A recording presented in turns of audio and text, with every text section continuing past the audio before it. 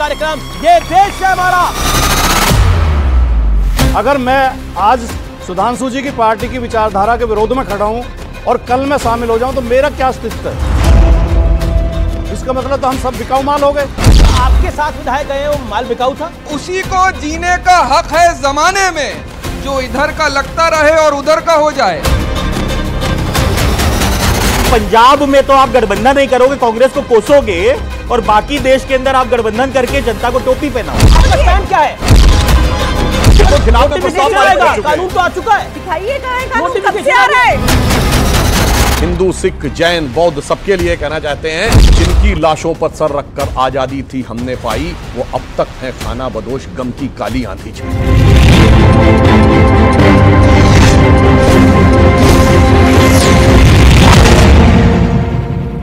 नमस्कार व्यूअर्स, मैं हूं अमीश देवकन और आप देख रहे हैं वीकेंड का सबसे भरोसेमंद कार्यक्रम ये देश है हमारा। कहते हैं जैसा आप कर्म करेंगे वैसा ही आपको फल मिलेगा। तो 2024 की कर्म भूमि भी सज चुकी है और दोनों तरफ की पॉलिटिकल सेनाएं आमने सामने हैं और इस सियासी महायुद्ध पर निर्णायक फैसले के लिए 95 करोड़ से ज्यादा वोटर भी तैयार हैं, यानी आप तैयार हैं। ब्रांड मोदी की ताकत के साथ भारतीय जनता पार्टी खुलकर एक्शन मोड में आ चुकी है और कश्मीर से लेकर कन्याकुमारी तक कारपेट बॉम्बिंग वाले अंदाज में कैंपेन लगातार जारी है। कैंडिडेट की लिस्ट से लेकर सीएए तक भारतीय जनता पार्टी चौतरफा एक्टिव हो गई है, लेकिन दूसरी तरफ मोदी सरकार की हैट्रिक को रोकने के लिए विपक्षी खेमा भी हर दांव आजमा रहा है। देर से ही सही, लेकिन मोदी के विजय रथ को रोकने के लिए विपक्षी एकता का एक चक्रव्यूह तैयार कर लिया गया है। हालांकि नेताओं की भागम-भाग और अपने ही घर में छिड़े गृह युद्ध के बीच विपक्ष को लगातार झटके भी लग रहे हैं। ऐसे में बड़ा सवाल यही है, क्या 2024 की महाभारत में कृष्ण यानी देश की जनता यानी आप किसका साथ देने वाली है? तो आज जनता जनार्दन के बीच होगी देश की सबसे बड़ी राजनीतिक बहस, 2024 का मेला और बीजेपी का खेला।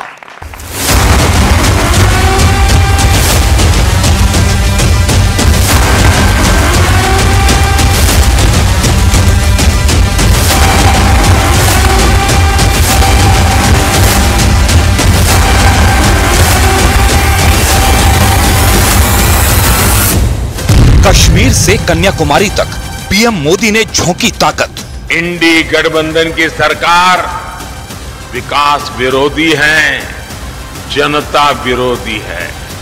ये लोग जनता का हक छीनकर सरकार में मौज करने के सिवाय उनके पास कोई विजन नहीं है। सीएए पर मोदी सरकार का एक्शन।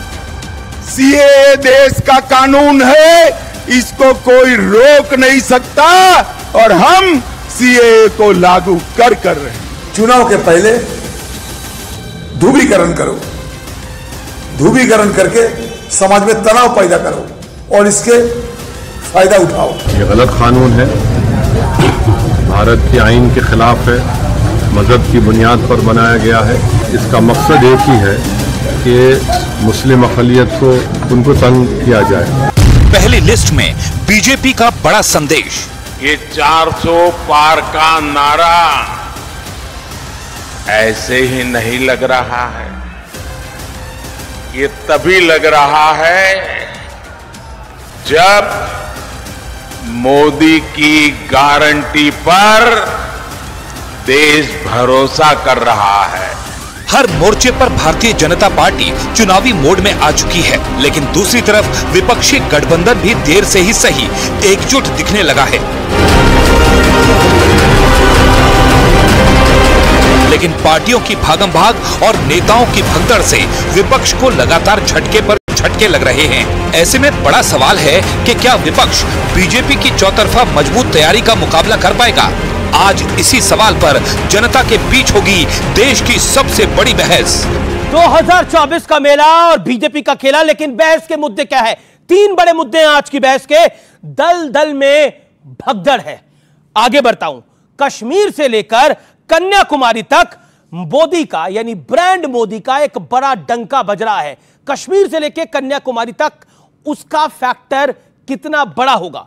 आगे बढ़ता हूं। सियासी फायदे के लिए क्या सीए का शिगुफा एक बार फिर छेड़ा जा रहा है? जो सवाल विपक्ष उठा रहा है, जो सवाल कई पॉलिटिकल पंडित उठा रहे हैं। तो इन तीन बहस के मुद्दों के साथ आज की चर्चा का हम आरंभ करेंगे।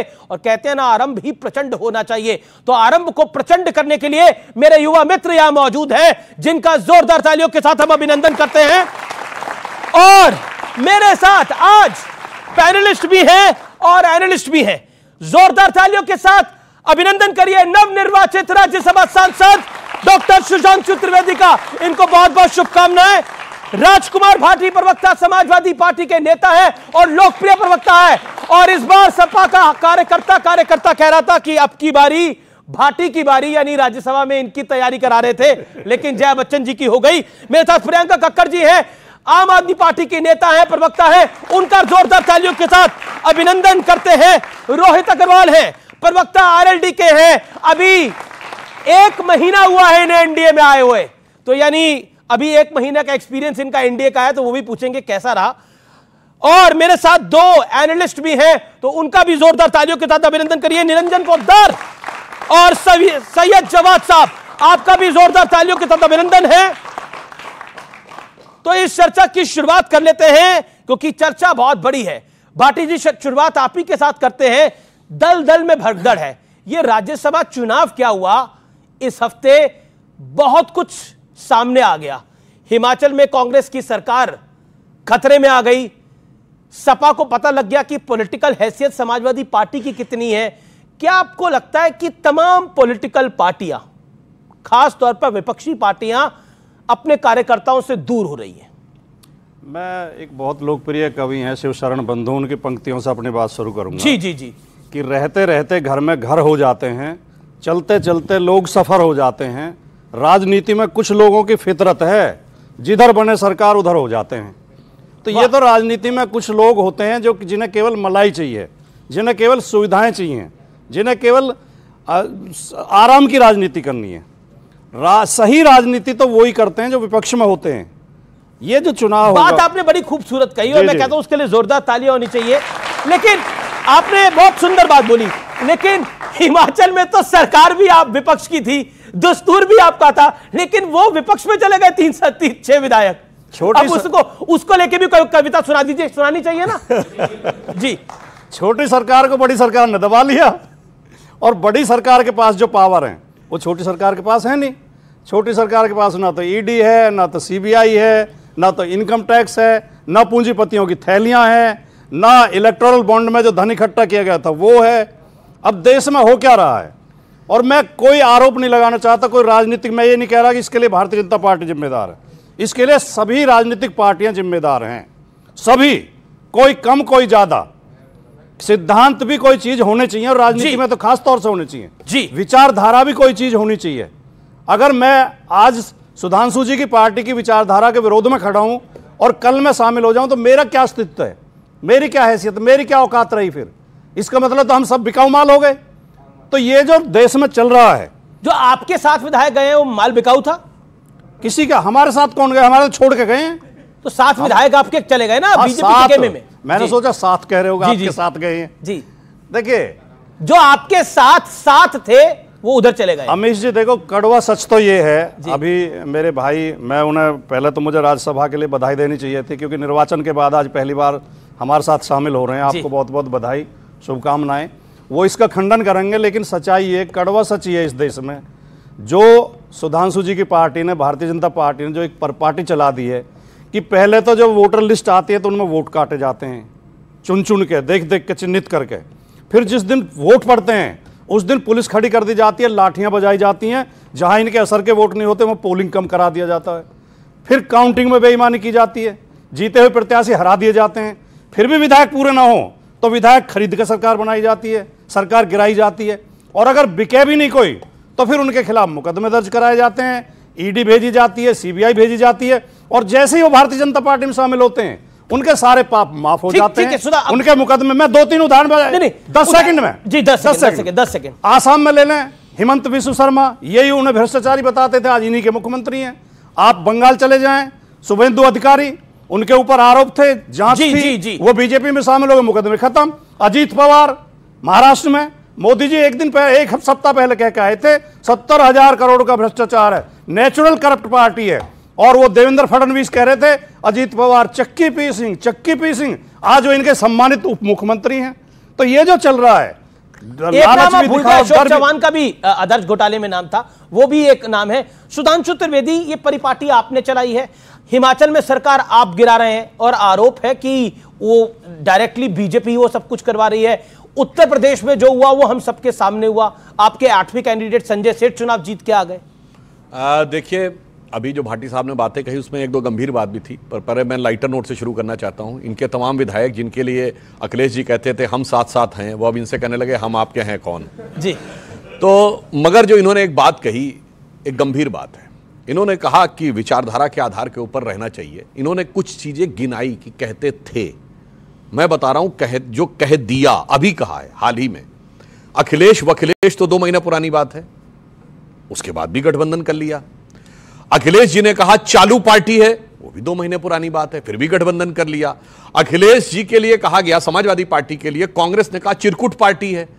तो अब यह समझ में नहीं आता है कि जो आप गठबंधन करते हैं वो किस आधार पर करते हैं, जिसके लिए कहा जाता है कि शाम होते होते सुबह की नजरों से उतर जाते हैं, इस कदर समझौतों पे जीते हैं कि जमीर ही मर जाते हैं। बगल में रोहित खड़े हैं, अब सुनिए, बड़े बगल में रोहित अग्रवाल खड़े हैं, अब सुनिए तो मैं बगल में रालोद के प्रवक्ता खड़े हैं। उसका भी इतिहास बता देना चाहता हूं। जब श्री मुलायम सिंह यादव 1989 में पहली बार मुख्यमंत्री बने तो हक था अजीत सिंह जी को बनने का, और जो उन्होंने कहा ना कब कैसे क्या होता है, आज मैं ईमानदारी से बात कहता हूं, पुराने लोगों को बिल्कुल इसकी तस्दीक होगी। ज्यादातर विधायक अजीत सिंह जी के पक्ष में थे, पर वीपी सिंह जी उस समय जो प्रधानमंत्री थे, उनको लगा कि अगर अजीत सिंह मुख्यमंत्री बन जाएंगे तो चौधरी चरण सिंह जी के बेटे हैं, उनका प्रभाव है, वो मेरे बराबर के स्तर पर आ जाएंगे। तो उन्हें लगा कि मुलायम सिंह जी को बनवा दे, हमारे चेला बन के रहेंगे, और उन्होंने ऐसा धोबी पछाड़ मारा कि वीपी सिंह जी को किनारे करके चंद्रशेखर जी के साथ चले गए। फिर चंद्रशेखर जी को झटका मारा, कांग्रेस के साथ चले गए। फिर उसको झटका मारा, काशीराम के साथ चले गए। काशीराम को जो झटका मारा वो तो स्टेट गेस्ट हाउस कांड में सबको पता है, परंतु कम से कम उनकी इतनी तारीफ करूंगा कि सबको झटकते पटकते 2012 में अपने दम पे स्पष्ट बहुमत की सरकार सपा की ले आए, और उन्होंने मुख्यमंत्री बना के अखिलेश जी को दिया, वो 57 पे ले आए। राहुल गांधी जी के पिताजी 400 सीटें लेके आए, राहुल गांधी जी 44 पे लेके आए। चलिए अखिलेश जी के पिताजी उनको लेकर आए, राहुल गांधी के पिताजी, दादी, नाना सब पॉलिटिक्स में थे। अरविंद केजरीवाल का तो कोई भी पॉलिटिक्स में नहीं था, उसके पीछे भी आप पड़ गए। अरे अरविंद केजरीवाल जी, अन्ना हजारे उनके गुरु थे, उन्हीं को धोबी पछाड़ मार दिया उन्होंने बाद में। वो तो अद्भुत खिलाड़ी हैं। अब मैं एक बात कहना चाहता हूं, जो गंभीर बात कही थी भाटी जी ने। देखिए, विचारधारा की बात होती है, हम बिल्कुल दृढ़ता ईमानदारी से कर सकते हैं 73 साल से 1951 जब से आज तक बने हैं, किसी विचारधारा के मुद्दे पे बीजेपी ने कभी अपना स्टैंड चेंज किया हो तो बिल्कुल नहीं बदला। चाहे राम मंदिर हो, धारा 370 हो, हिंदुत्व हो, भारत को आणविक शक्ति बनाना हो, सारी चीजों को लेकर, अंत्योदय को लेकर। मगर अंतर क्या हो जाता है, देखिए समाजवादी पार्टी थी, याद करिए एक दौर में सबसे ज्यादा पूंजीवादी और फिल्म स्टार इनकी पार्टी में आ गए थे। यहां आपको पूंजीवाद दिखेगा, परिवारवाद दिखेगा, अल्पसंख्यकवाद दिखेगा, जातिवाद दिखेगा, भाई भतीजावाद दिखेगा, नहीं दिखेगा तो समाजवाद नहीं दिखेगा। वही कांग्रेस गांधीवाद की बात करती थी, ये सारे वाद कांग्रेस में दिखेंगे, गांधीवाद नहीं दिखेगा। जब आप सारे अपने विचार को छोड़ देते हैं तब आपके साथ क्राइसिस ऑफ क्रेडिबिलिटी आती है, और क्राइसिस ऑफ क्रेडिबिलिटी की वजह से ही अंततः जनता आपको छोड़ देती है। और मैं एक बात कह दूं, एक बहुत बड़े फिलोसोफर थिंकर ने कहा था, in politics if you have to choose between your character and strategy, character मतलब political character, then leave the strategy, be with the character, because you can survive without strategy but you cannot survive without character। और मैं बताता हूं, 2 सीटों की party थे, हमने सारी स्ट्रेटजी छोड़ दी। हम जनता दल से गठबंधन कर सकते थे, कांग्रेस से गठबंधन कर सकते थे, कम्युनिस्ट हमने कोई नहीं किया। हम 2 सीटों पर राम मंदिर के साथ खड़े रहे, हम धारा के साथ नहीं चले, धारा मोड़ के 303 सीटों के साथ और राम मंदिर को भी भव्य बनाकर आए। ये होता है, ठीक है, धारा मोड़ कर आए। एक अपॉर्चुनिटी आपके पास भी थी, एक सेकंड, मैं बिल्कुल आपको बता रहा हूं, एक अपॉर्चुनिटी आपके पास भी थी, एक नई विचारों की पार्टी, अरविंद केजरीवाल की पार्टी का जो हमने उसका एक स्वर्ण काल देखा है, उस पार्टी को डेवलप होते हुए, बनते हुए हमने खुद देखा है, लाइव देखा है। साल 2011, 12, 13 में जो अन्ना हजारे मूवमेंट था, ये देश के युवा साक्षी हैं। क्या आपको लगता नहीं है कि बीजेपी ने इमरजेंसी झेली है? अगर आपको लगता है कि यह दौर इमरजेंसी का दौर है, तो लेकिन आपने कांग्रेस के साथ समझौता कर लिया दिल्ली के अंदर, तो आपका वोटर आप पे भरोसा क्यों करेगा? प्रियंका जी, ये बड़ा मूल सवाल है। क्योंकि आज का वोटर बहुत इंटेलिजेंट हो चुका है। अमीश जी इतनी अच्छी बातें की अभी सर ने, सुधांशु सर ने यहाँ पर, उन्होंने कहा you can survive without strategy but you can't survive without character. तो वोटर को दिखता है क्या कैरेक्टर। प्रधानमंत्री मोदी ने कुछ टाइम पहले कहा था कि मधु कोड़ा और उसका परिवार जिस भी पार्टी में आ जाए, इकलौते व्यक्ति थे मधु कोड़ा जो कोयला स्कैम में कन्विक्ट हुए, वो पार्टी कभी भी भ्रष्टाचार के खिलाफ नहीं हो सकती। प्रधानमंत्री मोदी ने उनको अपनी पार्टी में ले लिया। ये कैरेक्टर है कि स्ट्रैटेजी है? प्रधानमंत्री मोदी बोलते हैं कि 15 लाख रुपए अगर अकाउंट में आ जाएगा आपके, पर वो नहीं कर पाते। सबकी आपकी इनकम कम हो गई है, आप ईएमआई पे ज्यादा अपना लोन ही भरे जा रहे हैं, लोन की जिंदगी आप जीत रहे हैं। ये स्ट्रैटेजी है कि कैरेक्टर? आपने झूठ बोला कि पेट्रोल का प्राइस 100 के नीचे होगा, 35 रुपए का होगा, पर आज 100 के पार पेट्रोल प्राइस है। आज हमारी करेंसी अफगानिस्तान के नीचे है, 85 रुपी यूएसडी डॉलर के। ये स्ट्रैटेजी है कि कैरेक्टर? तो सारी बातें जो प्रधानमंत्री मोदी ने बोली थी वो सबका खंडन हो चुका है। आज भाजपा में कौन है? आज भाजपा में है Vyapam scam, Narada scam, Sharda scam, Waterloo scam. इस तरह इनका करप्शन खत्म हो रहा है। सारे करप्ट लोगों को अपनी पार्टी में लाके धो लिया इन्होंने। विपक्ष के पीछे ये ईडी सीबीआई छोड़ देते हैं। आज तक हमारे केस में भी हम कट्टर ईमानदार थे, हैं और रहेंगे। हमारे केस में आज तक भी एक चवन्नी की रिकवरी नहीं हुई। लॉ में ये ऐसे संशोधन कर दिए कि किसी को भी जेल में रख सकते हैं बिना, अनंत काल तक बिना सबूत के। ये एक खतरनाक सरकार है। पर इसी लॉ से संजय राउत को बेल भी मिली है। इसी लॉ में बेल मिली है संजय राउत को। टेक्निकलिटी में अगर आपको सिर्फ एक केस की बात करनी है, बहुत टेक्निकलिटी में जाना पड़ेगा। मैं आपको समझा सकती हूँ वहां बेल क्यों मिली और यहाँ बेल क्यों नहीं मिल रही। आपको वो डिस्कस करना है। बेल इसी कानून के तहत मिली है? नहीं, आप सुनिए ना, बेल इसी कानून के तहत मिली है ना? इसमें संशोधन कर दिया गया। अमीर जी, इस कानून में संशोधन कर दिया गया। मेरे सवाल का जवाब, तो क्या आपको लगता है कि अब जो बीजेपी है इस काल को आप क्योंकि इमरजेंसी का काल कहती हैं, बीजेपी इमरजेंसी 2 साल ब्लेटेंट इमरजेंसी, उनके तमाम बड़े नेता जेल में चले गए, वो सरवाइव कर सकते थे, आप सरवाइव नहीं कर सकते थे और आपको कांग्रेस के साथ समझौता करना पड़ेगा। पर आपने कांग्रेस के साथ समझौता कर लिया, आपने लालू यादव के साथ समझौता कर लिया। बताती हूं, मैं उसका जवाब देती हूं। पहले इनको जवाब देती हूं। शरद पवार के साथ समझौता करा की बात की तो इन्होंने अडवाणी जी के साथ क्या किया वो सबके समझ। भारत रत्न दिया, मार्गदर्शक मंडल में भी भेज दिया। मार्गदर्शक मंडल में अडवाणी जी, कुछ लोग एग्री करते हैं कि 90 इयर्स के पॉलिटिशियन को करंट पॉलिटिक्स, 88 इयर्स के पॉलिटिशियन को क्या करंट पॉलिटिक्स में रहना चाहिए? बताइए वो क्या कर पाएगा देश के लिए? 88 इयर्स के पॉलिटिशियन को क्या राजनीति, रेगुलर राजनीति करनी चाहिए या प्रियंका कक्कड़ को करनी चाहिए, सुधांशु त्रिवेदी को करनी चाहिए, रोहित अग्रवाल को करनी चाहिए और राजकुमार भाटी को करनी चाहिए? क्वेश्चन आप कैसे भी पूछ सकते हैं? क्या आपको लगता है कि 80 ईयर वाले पॉलिटिशियन के पास ज्यादा एक्सपीरियंस होगा, उस एक्सपीरियंस को यूज करना चाहिए? तो छोड़ देते हैं। सुनिए, आप सुनिए, मुझे बात करने दीजिए। इनकी राजनीति क्या है? चंडीगढ़ मेयर इलेक्शन किसने नहीं देखा कि कैसे इन्होंने वोटों की चोरी की? वोट चोर है भाजपा। ये वोट जीतने के लिए किसी भी हद तक जाते हैं, ये सारी अनैतिक हरकतें करते हैं। इन्होंने वोट चोरी चंडीगढ़ में की, ऑपरेशन लोटस करते हैं। अभी जो हेलीकॉप्टर चॉपर यूज हो रहे हैं वो कौन खर्चा उठा रहा है? पूछ लें। वो जनता का पैसा है। करके शिमला टू पंचकुला, पंचकुला टू शिमला घूम रहे हैं, इसकी सबको बहुत चिंता है। उस हेलीकॉप्टर में ईंधन किसका डल रहा है? ये सवाल मैं नहीं पूछ रहा, विपक्ष पूछ रहा है। देखिए, हमारे हेलीकॉप्टर तो पार्टी लेती है और पार्टी चलाती है, मगर जो कहते थे वैगन आर में चलते हैं, उनका सुनिए, उनके मुख्यमंत्री जो पंजाब के हैं, उनका काफिला कैप्टन अमरिंदर सिंह से भी बड़ा है, बादल जी से भी बड़ा है। 3 दर्जन से गाड़ियों का लश्करे जर्रार चलता है और वो तो पेट्रोल जनता का फूकता है मेरे भाई। जो कहते थे कभी, अब सुनिए, अब मैं बताता हूं। प्रियंका जी ने बोला, कैरेक्टर जानते क्या होता? मुझे चाहिए जन लोकपाल टोपी, सत्ता में आए टोपी पहना दी इधर, अब नहीं चाहिए मुझे चाहिए। सुनिए, सबसे शपथ भरवाया, मैं बंगला नहीं लूंगा, बंगला ले लिया। मैं गाड़ी नहीं लूंगा, ले लिया। मैं सिक्योरिटी नहीं ले लूंगा। इस समय भाई देखिए, मैं इसमें इनका मजाक नहीं, या तो ये बचकानी हरकत कर रहे थे या शातिराना हरकत कर रहे थे। पंजाब के मुख्यमंत्री को जरूरत है, जो भी मुख्यमंत्री होता है उसको सिक्योरिटी की जरूरत है। फिर उसके बाद बच्चों की कसम खाता हूं कि वो नहीं करूंगा, क्या कहते हैं वो बदल दिया। सुनिए, नहीं करूंगा विपक्ष के। और मैं कहता हूं जाके चेक करिए, 27 अक्टूबर 2013 इनका ट्वीट है अरविंद केजरीवाल जी का, कि मैंने सुना है कि शीला दीक्षित जी के घर में 12 एसी लगे हैं, 15 एसी लगे हैं। मैंने सुना है कि बाथरूम में भी एसी लगा है।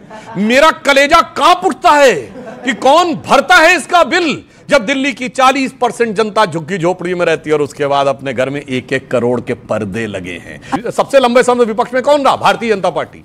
कौन तोड़ पाया हमें? कोई नहीं तोड़ पाया। और आपने कहा ये साहब, एक ऐसा भी कानून था इस देश में, अगर इनका प्रियंका जी कहना है तो कोर्ट को उस कानून को रद्द कर देना चाहिए। कोर्ट ने कई कानूनों में किया, राहुल गांधी की सजा बहाल कर दी, हमारे इलेक्टोरल बॉन्ड वाले विषय के ऊपर भी दिया। ऐसे कैसे आप कह रहे हैं? मगर इस देश में एक कानून था, भाटी जी को निश्चित पता होगा, DIR और मीसा। आपको पुलिस बंद कर ले, आपको कारण नहीं बताएगी, आप जमानत की अर्जी नहीं दे सकते, लालू यादव ने अपनी बेटी का और आप कोर्ट में नहीं जा सकते, ना वकील ना अपील ना दलील। जब तक सरकार चाहेगी आप जेल में रहेंगे। अरे हम तब भी नहीं टूटे थे, टूटते वो हैं जिनके हौसले और इरादे दमदार नहीं होते। आपके देखिए आपके तो पार्षद भी चंडीगढ़ में टूट गए, लेकिन अब क्योंकि बार बार विपक्ष कहता है कि बीजेपी तोड़ रही है, बीजेपी तोड़ रही है।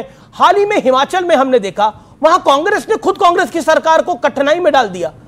मेरा सवाल, कांग्रेस के साथ लालू यादव के साथ शरद राव पवार के साथ जाने की मजबूरी एक लाइन में आप बता पाए हमारे व्यूअर्स के लिए और इन दर्शकों के लिए? आज अगर कॉन्स्टिट्यूशन को नहीं बचाया आपने, आज अगर लोकतंत्र को नहीं बचाया आपने, तो ये पार्टी इलेक्शन खत्म कर देगी। के लिए बिल्कुल, ये पार्टी इलेक्शंस खत्म कर देगी। ये पार्टी आपके हर रोज ये तो 100 रुपया 200 रुपया 300 रुपया होगा, कोई विपक्ष नहीं होगा। ये क्या मतलब? अगर एनडीए चुनाव जीत जाएगा तो चुनाव नहीं होगा रोहित भाई? अगर एनडीए चुनाव जीत जाएगा तो विपक्ष नहीं होगा? अगर एनडीए चुनाव जीत जाएगा मोदी जी के नेतृत्व में तो महंगाई बहुत बढ़ जाएगी? ये सब बातें बोली जा रही है। ये और जोड़ दो इसमें, ये बात है 1 महीने पहले जयंत चौधरी नहीं कही थी। जी ठीक बात है, ये और जोड़ दो। ठीक बात है। ये प्रियंका कक्कड़ जी आम आदमी पार्टी की नेता है ना जी, इनके नेता अरविंद केजरीवाल। आपको शक है? मतलब मैं पूछ रहा हूँ, है उन्हीं की नेता, क्लेरिफाई कर रहा हूँ भाई, क्लेरिफाई करना पड़ता है आम आदमी पार्टी केस में। इनके नेता अरविंद केजरीवाल हैं, वही आपके केस में वेरीफाई होता है। 1 महीना पहले आप कहीं थे, अब कहीं। ये तो बात सही बोली प्रियंका जी ने, वेरीफाई तो आप बोलने दो मैडम, बोले तो हाँ बोलने दो मैडम। इनके नेता पब्लिक की ताली भी बजा रही है, पब्लिक की ताली भी बता रही है। ये चौधरी चरण सिंह जी के साथ थे, उन्हीं के साथ हैं, इनको भारत देने वालों के साथ। इन्होंने गठबंधन, ये बात तो सही है कि इन्होंने गठबंधन की अल्टा पटली करी है, मतलब वेरीफाई तो इनके केस में तो ये आम आदमी पार्टी तो कांग्रेस के साथ ही दिख रही है। ऐसा तो नहीं है कि कोई बीजेपी के साथ कभी दिखी, लेकिन इनके केस में वेरीफाई तो करना पड़ेगा। प्रवक्ता है प्रियंका, समझ गई आगे क्या होने वाला है।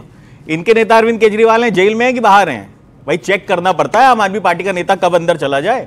इनके नेता अरविंद केजरीवाल का बयान था, आरोप लगते ही पद से इस्तीफा देना चाहिए। आज ये क्या डिफेंड कर रही हैं कि भाई साहब कानून के अंदर चेंजेस हो गए जी, हम तो कानून की वजह से जेल में जा रहे हैं। मैडम कानून की वजह से नहीं, भ्रष्टाचार की वजह से। नहीं सर, आपके नेता संजय सिंह कहते थे लालू प्रसाद यादव परिवारवादी पार्टी से आते हैं, उनके साथ गठबंधन नहीं करूंगा। संजय सिंह कहा करते थे मुलायम सिंह यादव के बेटुआ कौन हुए, अखिलेश यादव, उनके साथ गठबंधन नहीं करूंगा। राजीव गांधी के बेटुआ कौन हुए, राहुल गांधी, उनके साथ गठबंधन नहीं करूंगा। आज ये सब कहां है?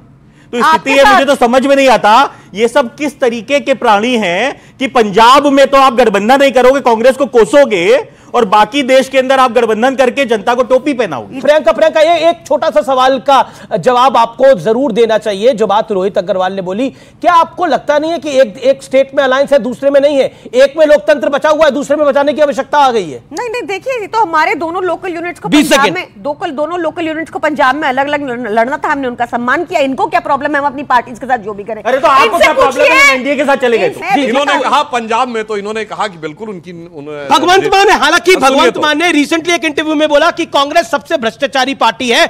अभी 2 दिन पहले देखिए को कहते हैं कांग्रेस सबसे ज्यादा भ्रष्टाचारी पार्टी है, भगवंत मान ने बोला। अमित जी, इनके ऊपर वो पंक्ति लागू तो पुराना गीत था ना, दिल्ली में मोहब्बत पंजाब में लड़ाई, अरे मार डाला दुहाई दुहाई। जी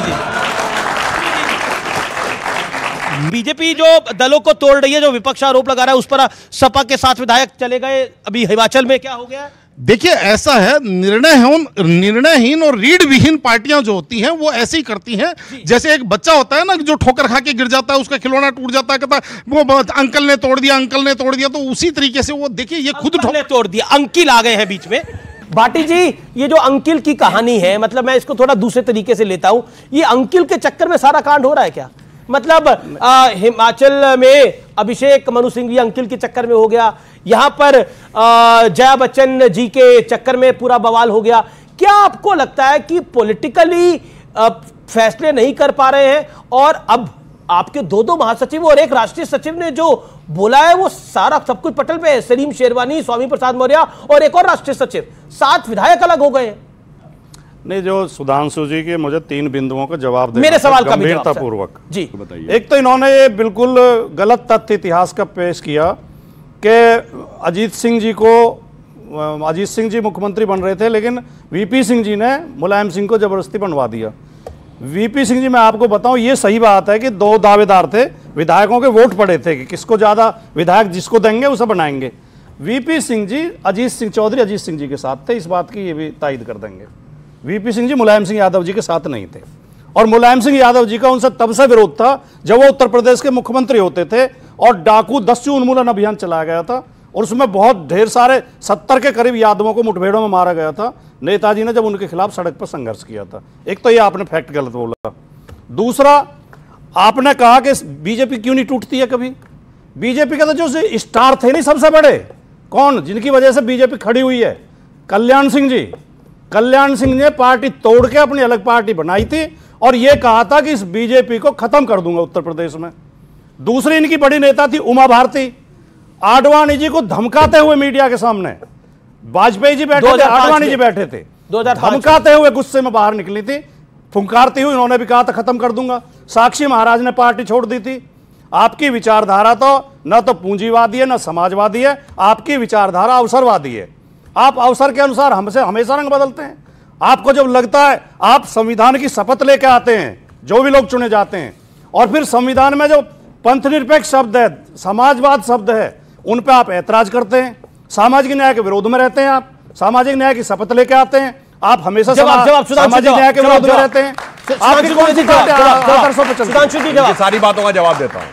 देखिए, पहली बात, उस जमाने की बात का वेरिफिकेशन तो बाद में होगा, पर कम से कम इतना तो स्वीकार कर लिया कि अजीत सिंह और उनके बीच में मतभेद था। तो और पार्टियों में होता है, तो सब पार्टियों में इतना स्वीकार किया। हजूरिया क्या था मध्य प्रदेश में, भाई अब आपने उसमें गुजरात में, आप बता दो, आप ये बता दो, खजूरिया क्या था। बीजेपी के 2 ग्रुप थे, दोनों में रस्सा कसी थे, दोनों विधायकों को उठा के एक खजुराहो ले गए थे, एक ना राजधानी में रखे हुए थे। ठीक है बाबा, इन्होंने कहा कि हमारे यहाँ किसी ने पार्टी छोड़ा। सुनिए, हमारे यहाँ मैंने कहा हमारी पार्टी में कभी डिवीजन नहीं हुआ, और आप एक नाम भूल गए और बोल देता हूं, येदियुरप्पा जी भी छोड़ के गए थे, मगर जो छोड़ के गया सब वापस लौट के आए। माननीय कल्याण सिंह जी जब वापस पार्टी ज्वाइन किए, मैं उस प्रेस कॉन्फ्रेंस में था और उनसे पूछा गया कि आपने तो पार्टी छोड़ी थी, वापस क्यों आए? तो जानते उन्होंने कहा बोला, उन्होंने कहा मेरो मन अनंत कहां सुख पावे, जैसे उड़ जहाज को पंछी फिर जहाज पर आवे।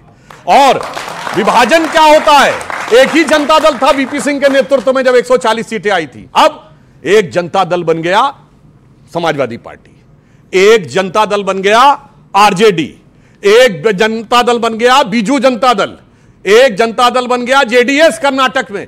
यह होता है विभाजन, यह होता है Congress O, Congress S, Congress R, Congress U, Congress I, Congress U. तो अटल जी कहते थे कांग्रेस मैं, कांग्रेस तू, कांग्रेस आई, कांग्रेस गई।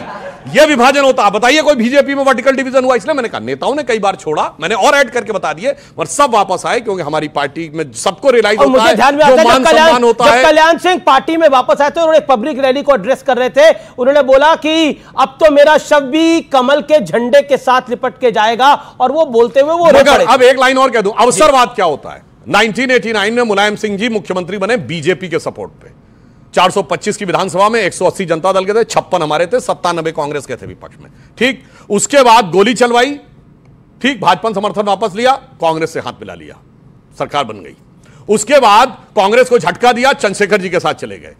उसके बाद बसपा के साथ, कांग्रेस से भी गठबंधन किया, भाजपा से भी गठबंधन किया, बसपा से भी गठबंधन किया। भाई ऐसा बता दो ना, ऐसा कोई सगा नहीं जिनको हमने ठगा नहीं। अवसरवाद की बात ये लोग कहते हैं, एक पार्टी बताइए जिससे आपने गठबंधन आज तक ना किया हो। सुधांशु जी, जब आप इस चीज की सीए ला रहे हैं आप? नहीं, अभी उसी पर आ रहा था मैं। आप कहते हैं अब की बार मेरे 370 पार, मुझे तो लगता है 170 पार के भी लाले हैं, लेकिन जब आपका ये 170 पार के लाले, मुझे तो भारतीय जनता पार्टी के, उसका रीजन बता दे रहा हूं एकदम।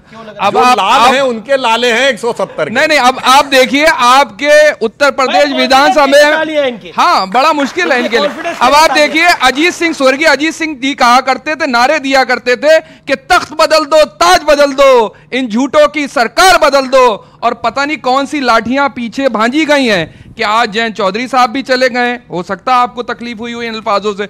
दूसरी बात कह रहे हैं भाई साहब, आपके लखनऊ विधानसभा के अंदर 270 से ऊपर आपके विधायक हैं। ऐसी क्या जरूरत पड़ रही कि समाजवादी पार्टी के भी विधायक लिए जा रहे हैं, उसके बाद आरएलडी के भी लिए जा रहे हैं, उसके बाद पता नहीं कौन सा ऐसा है। और खास तौर पे विपक्ष से कहना चाहता हूं, भारतीय जनता पार्टी को वॉशिंग मशीन करना बंद करिए।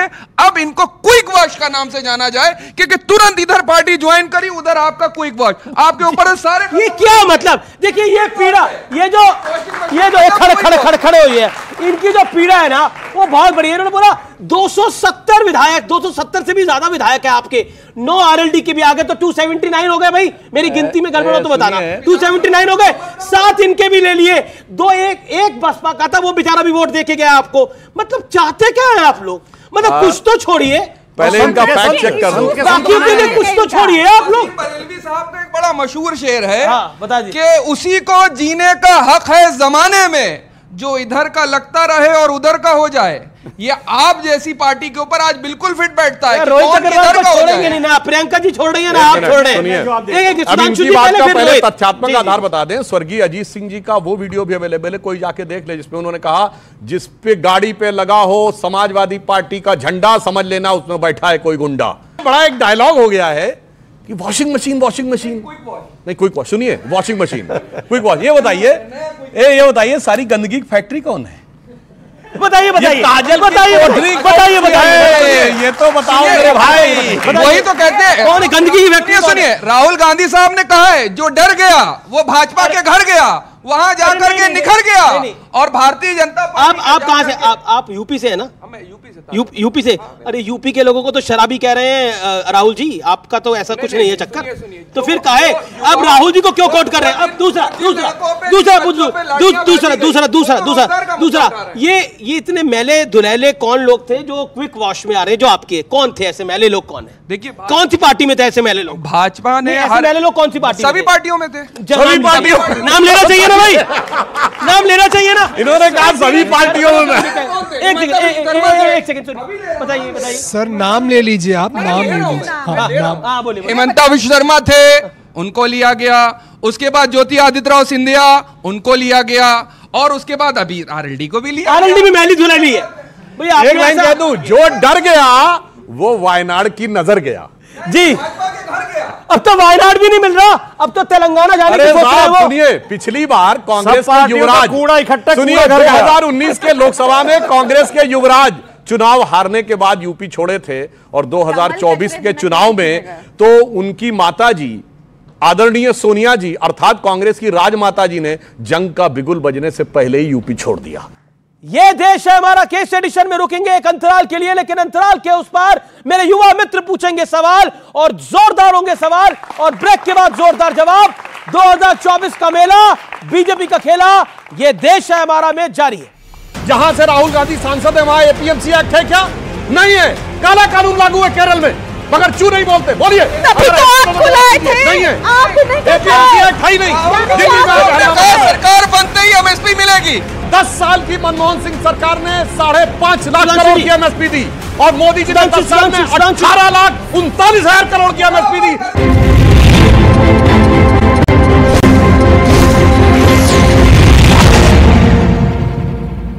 वेलकम बैक व्यूअर्स, आप देख रहे हैं वीकेंड का सबसे भरोसेमंद कार्यक्रम ये देश है हमारा।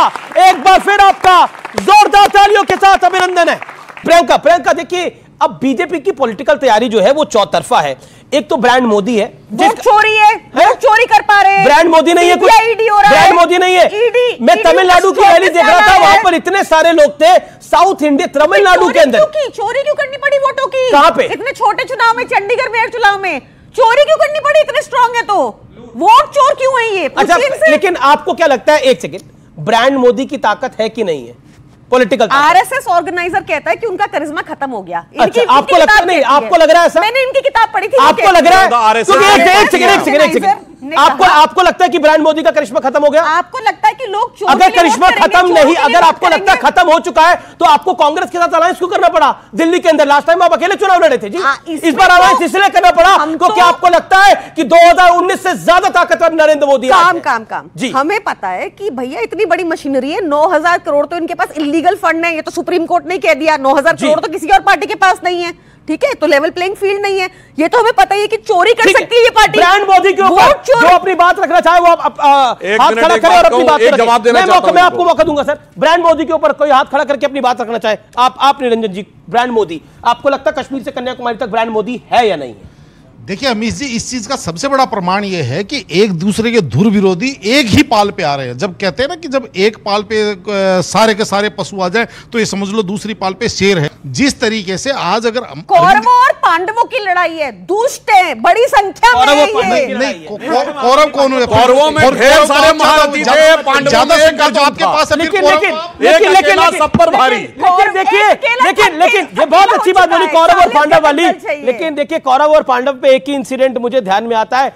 कौरव में धृतराज, सबको आपको पता होगा, धृतराज जो थे वो दुर्योधन को राजा हर हाल में बनाना चाहते थे। नहीं सर सुनिए, कौरवन वहां एक दुर्योधन था युवराज जो लड़ाई हार गया था।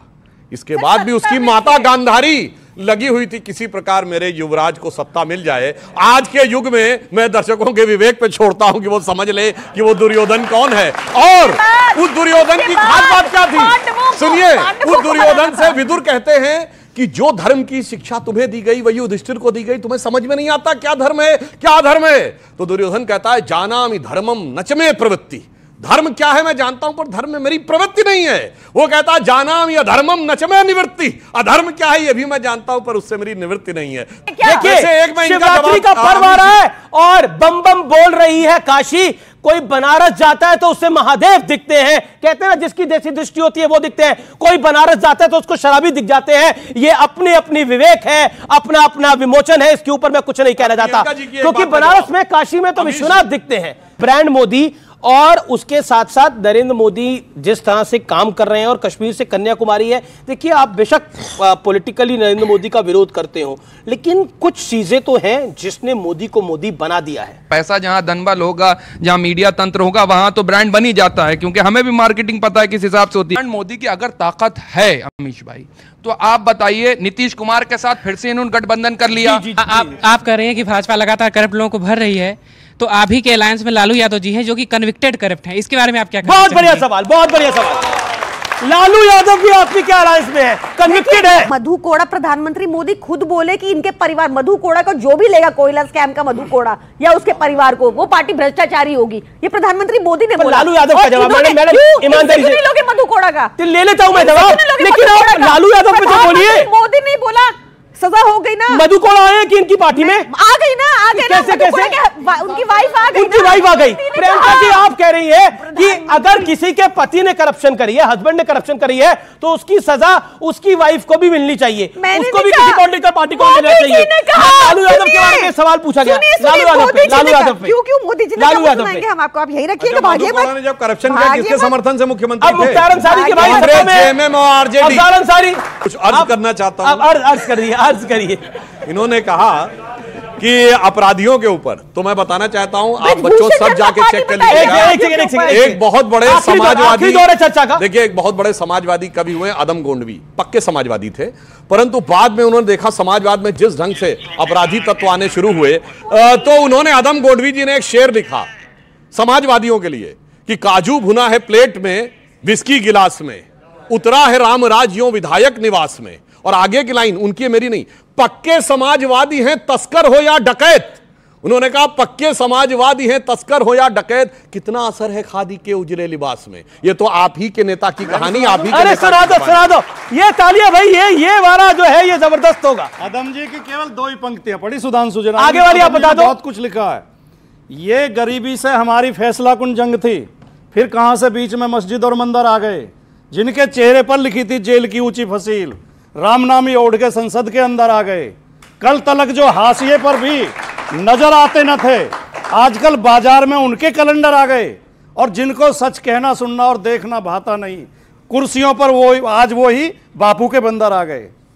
भैया बापू के बंदर किसके लिए बोल गए मेरे भाई? कौन जिस जमाने में अदम गोंडवी ने लिखा था हम सत्ता में नहीं थे, आपकी बात हम सत्ता में नहीं थे, हमें थे बापू के बंदर आ गए। जय हो जय हो जय हो बापू के बंदर आ गए। अमीश जी ने मोदी ब्रांड, मोदी ब्रांड, मेरा निवेदन है इसे ठीक कर लें आप, इसमें से आर डिलीट कर दें।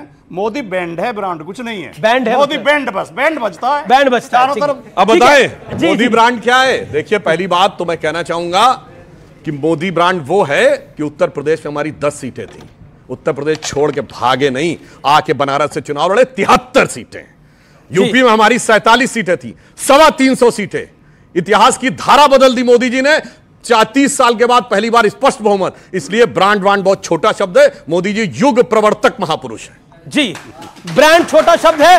ओके मोदी ब्रांड के ऊपर लेकिन मोदी ब्रांड जो है वो है, लेकिन साथ में राम मंदिर भी है, साथ में अब सीए भी आएगा।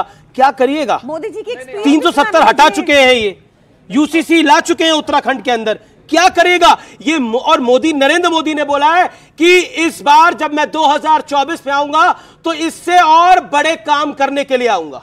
अमीश भाई, चुनाव आ गए और बड़े बड़े जुमले छा गए और मोदी जी मत बोला करिए जुमले। आपने राम मंदिर जुमला बोला, बना दिया। 370 जुमला बोला, हटा दिया। 2 करोड़ रोजगार बोला था, सबको दिला दिया। किसानों की आय 2 गुनी करने का वादा करा था, दिला दिया। जहां से राहुल गांधी सांसद है वहां एपीएमसी एक्ट है क्या? नहीं है। काला कानून लागू है केरल में, मगर चू नहीं बोलते। बोलिए नहीं है, एपीएमसी एक्ट है ही नहीं। ब्रांड मोदी और ब्रांड राहुल, आपका विश्लेषण क्या है? आज की तारीख में क्या हो रहा है? कुछ लोग 60 में से 52 चुनाव हारने वाले को जननायक घोषित करने की कोशिश कर रहे हैं, और जो जिसकी विनिंग 87% यानी राहुल गांधी फिट है इसलिए हिट है। और क्या कमाल कर रहे हो भाई आप। कमाल है। मतलब आपको अगर इन हालात में भी राहुल गांधी किसी को हिट दिख रहे हैं तो कोई क्या कर सकता है? इस पे बताइए क्या कहा जा सकता है कि बर्बादियों का सोग मनाना फिजूल था, मैं बर्बादियों का जश्न मनाता चला गया। राहुल गांधी फिट है। जी। लेकिन देखिए ये बात देखिए, ब्रांड मोदी वो है जिसके उत्तर प्रदेश में 7 राज्यसभा कैंडिडेट जीत सकते थे और 8वें का चांस था, 8वें को जितवा दिया। हिमाचल प्रदेश में कांग्रेस का कैंडिडेट क्लियर कट जीत सकता था। ब्रांड राहुल वो है जिसको उन्होंने हरवा दिया। खुद सोच के देखिए कहां पे कौन खड़ा है, यह बात सोचनी होगी। सोचिए, बंगाल के अंदर 2 सीटों की दरकार के लिए कांग्रेस लड़ रही है। आम आदमी पार्टी की सेकंड फिडलर होकर दिल्ली के अंदर लड़ रही है। उत्तर प्रदेश के अंदर नकारते हुए समाजवादी पार्टी ने टिकटें सौंपी। सोचिए क्या हश्र हो गया कांग्रेस पार्टी का। रोहित अग्रवाल, एक सवाल है, अगर सब कुछ सही हो रहा है तो आपको यूसीसी सीए की क्या आवश्यकता है? देखिए, एक बात अमीश भाई पहले समझनी पड़ेगी हमें कि 75 साल में से 60 साल कांग्रेस ने राज किया और आज 80 करोड़ लोगों को 5 किलो राशन पे निर्भर होना पड़ रहा है। और सबसे ज्यादा इनको दर्द होता है 80 करोड़ लोगों को 5 किलो राशन, क्योंकि ये आधा पेट रखना चाहते हैं देश की जनता को, ताकि देश की जनता भूख के आगे सोच ही ना पाए। ये युवाओं के रोजगार की बात करने का इनको कोई हक नहीं है। देश के कैपिटलिस्ट को गाली दोगे, 11 लाख करोड़ रुपए का तेलंगाना में जाके अदानी के साथ करार कर लोगे, उस पर आवाज नहीं निकलेगी मुंह से। और देश के कैपिटलिस्ट को गाली दोगे दिन रात पानी पी के, और रोजगार की बात करोगे तो रोजगार क्या विदेश का कैपिटलिस्ट आके तुमको देगा? सुधांशु त्रिवेदी, आप कह रहे हैं कि ब्रांड मोदी है, आप कह रहे हैं कि हमारी बहुत अच्छी तैयारी है, लेकिन यूसीसी की जरूरत क्यों है, सीए की जरूरत क्यों है? अब हो रहा है कि CA first week of March में आएगा। 2 लाइन में बता देना चाहता हूं। देखिए साहब, सीए क्यों? हाँ, अभी बता रहा हूं, आप पूरी बात होने दीजिएगा। जो लोग कहते थे कि राम मंदिर में रामलला कहां है, यह साबित करना पड़ेगा। जहां विराजमान है वहां से नहीं मानेंगे। कागज दिखाओ, सबूत दिखाओ, 500 साल पुराने कागज दिखाओ। वही लोग आज कहते हैं कि हम जहां विराजमान है मान लो, कागज मत मांगो हमसे। तो मुझे लगता है कि इस पे वो पंक्ति याद आती है कि रामचंद्र कह गए, सिया से ऐसा कलयुग आएगा कि रामलला तो कागज देंगे, बाकी कोई न दिखाएगा। जी, लेकिन सीए की बात जो अब आ रही है कि गृह मंत्रालय नोटिफिकेशन लेके आ सकता है, समाजवादी पार्टी का क्या स्टैंड है उसके ऊपर? जो शुरू से हमारा स्टैंड था वही स्टैंड। क्या? सीए तो कानून पास हो गया, लेकिन सीए की पहली बात तो जरूरत नहीं थी, दूसरे सीए संविधान विरोधी कानून है। संविधान विरोधी है, मनमोहन सिंह ने बोला है, असम की सरकार ने पास करके दिया है, वहां की केरल की सरकार ने पास करके दिया, फ्लोर ऑफ द हाउस पे मनमोहन सिंह ने बोला। हवा में बातें, ड्राफ्ट दिखाइए, उसके बाद ही चर्चा कर पाएंगे। आपका स्टैंड क्या है? मेरे को पढ़ने तो दीजिए, तब बताऊंगी स्टैंड। ये तो खिलाफ कानून तो आ चुका है, दिखाइए कहां है कानून, कब से आ रहा है, नोटिफिकेशन आ रही है। मैं सीए पे सिर्फ ये कहना चाहूंगा कि जिन लोगों ने विभाजन की भारी कीमत चुकाई थी, वो आज तक वो पीड़ा सह रहे हैं। अटल जी की एक पंक्ति थी, जो सीए के लिए जो लोग तड़प रहे हैं वहां पाकिस्तान और बांग्लादेश में, सारे रिलीजियस प्रोसिक्यूशन वाले, हिंदू, सिख, जैन, बौद्ध, सबके लिए कहना चाहते हैं कि जिनकी लाशों पर सर रखकर आजादी थी हमने पाई, वो अब तक है खाना बदोश, गम की काली आंधी छाई। तो उनके ऊपर छाई हुई गम की आंधी को छुपाने के लिए। और अगर ये कह रहे हैं संविधान विरोधी, मैं बताना चाहता हूं सितंबर 1947 में महात्मा गांधी का बयान है कि जो जो लोग आना चाहेंगे उन्हें आने देना और भविष्य में आने देना भारत की जिम्मेदारी होगी। मैं आपको एक नहीं दर्जनों गिना सकता हूं।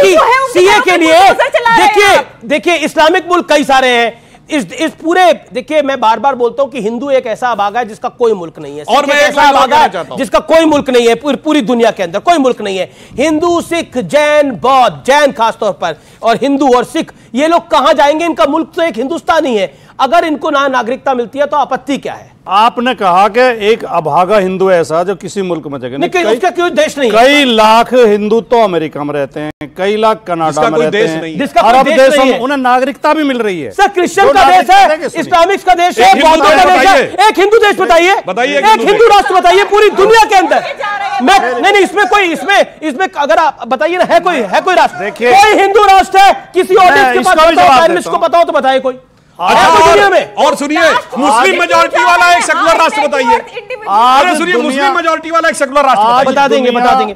आज कोई धार्मिक राष्ट्र सर्वाइव नहीं कर पा रहा है, सब पिछड़ते जा रहे हैं। जो संविधान सम्मत और लोकतांत्रिक देश हैं वो ही आगे बढ़। नेपाल के नागरिकों ने खुद वोट करके नेपाल को धर्म विरोधी राष्ट्र से हटा के संवैधानिक राष्ट्र बनाया। और यूएई को लोगों के अंदर जो उन्माद भरते हैं हिंदू राष्ट्र, हिंदू एक मुस्लिम राष्ट्र बताइए जो लोकतांत्रिक को पूरी तरीके से, एक पूरी तरीके से लोकतांत्रिक मुस्लिम राष्ट्र बताइए। इंडोनेशिया बताइए, इंडोनेशिया है पूरी तरीके से। इंडोनेशिया में रामलीला होती है, राम को पूजा जाता है। हाँ, इसीलिए है गरुड़ा एयरवेज, इसीलिए है गरुड़ा एयरवेज है। लेकिन क्योंकि आखिरी राउंड है, मैं सीटों के बारे में आपसे जानूंगा एक लाइन के अंदर।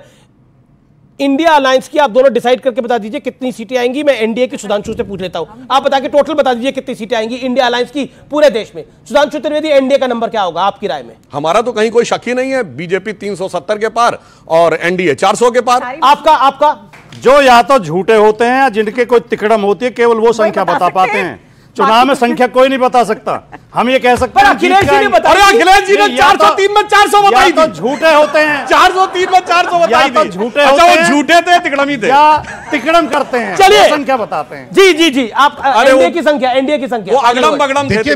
मेरा सीधा सा मानना है संख्या एनडीए की संख्या 350 पार, एनडीए की संख्या 350 पार। और यूपीए इंडिया अलायंस की संख्या, इंडिया जो है पूर्ण बहुमत की सरकार, देखिए इंडिया का कहां से लड़ेंगे राहुल सरकार बताइए। तेलंगाना।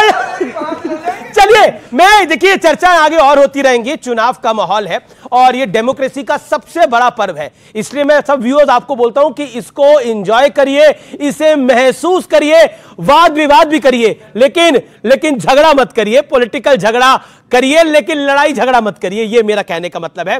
आप सबका बहुत बहुत धन्यवाद, आप सबका, मेरे युवा मित्रों का बहुत बहुत धन्यवाद इस खास कार्यक्रम में जुड़ने के लिए, आज के विषय पर बेबाकी से अपनी राय को रखने के लिए।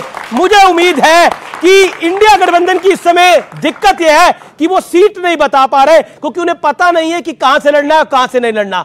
नमस्कार और आप सबको धन्यवाद।